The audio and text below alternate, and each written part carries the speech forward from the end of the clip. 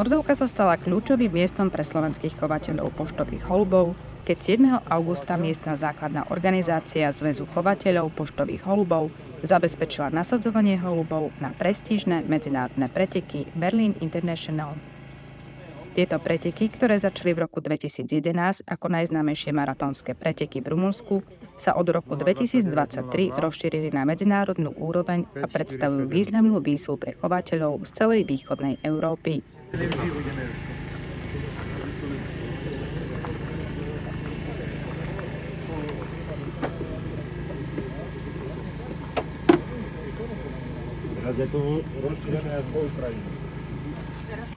Na košovaní v Turzovke sa zišlo 30 chovateľov z rôznych častí Slovenska, ktorí nasadili viac ako 300 holubov. Celý proces prebiehal pod vedením Mariana Bernáta, skúseného miestneho chovateľa, ktorý zabezpečil, aby príprava a kontrola holubov prebehli hladko a bez problémov.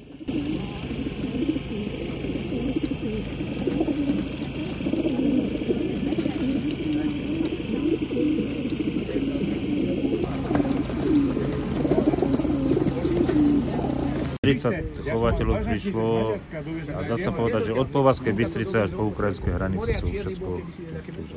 Stredoeurópska súťaž, kde sú zúčastnení 13 štátov Európy, napríklad Západ má Barcelonu. Nemci, Francúzi a tí majú Barcelonu a my sa chceme vyrovnať im, aby sme mali zase našu Barcelonu a to je Berlín. Následne boli holuby prevezené špeciálnym rumunským vozidlom do Berlína, kde 9. augusta odštartovali svoj pretek domov.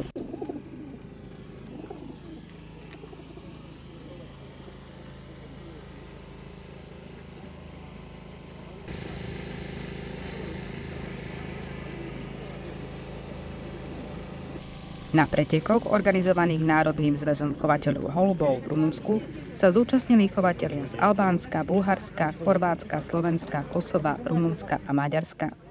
Pre slovenské holuby znamená pretek dĺžku približne 600 kilometrov, pričom domov sa dostanú len tie najodolnejšie a najlepšie pripravené. SK20 0777 3 sedmičky. 11,99. Holubica.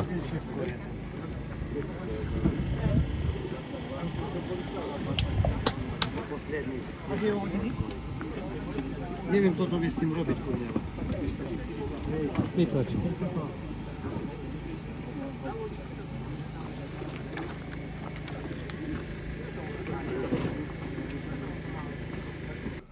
Nasadzovanie v Turzovke bolo dôležitým bodom pre celú slovenskú výpravu, ktorá vkladá veľké nádeje do svojich holubov. Úspešná organizácia potvrdila profesionálnu úroveň miestnych chovateľov a ich odhodlanie uspieť na medzinárodnej scéne.